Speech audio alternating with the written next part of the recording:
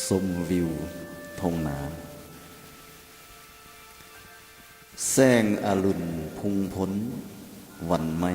มาถึงซาลิกาลอยล้มแซวบินบนฟ้าสายตาแน่แนมจ้องหน้าถามแถวทง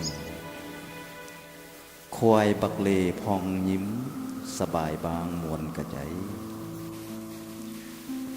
ว่าโยพัดพานไหมเปื้องปินปิวสวัยเย็นสบายตามลมเบิกเบยบานแย้มน้อยหนึ่งยินเสียงห้องเนืองนั่นนี่นั่นซุ่มมูกบเคียดห้องฝนถืนทางลมมวนเดคิดฮอดเดแม่เงาเน่าแนบเคียงกายอุ่นพระไทยเลือแสนคำมาคนิ่งพอยังคิดเห็นคำเบาความดีซ่อนสั่งแม่เอ๋ยนั่งเหี่ยงข้างกาวตานขยันสู้หำเหียนแทนเอ๋ย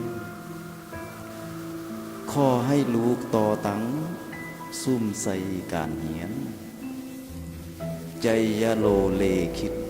แลนนำสังคมกาว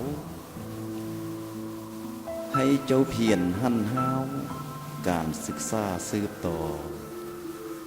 สิ่งบดีลูกอย่าไกลวายวุ่นยองยามแท้เนอ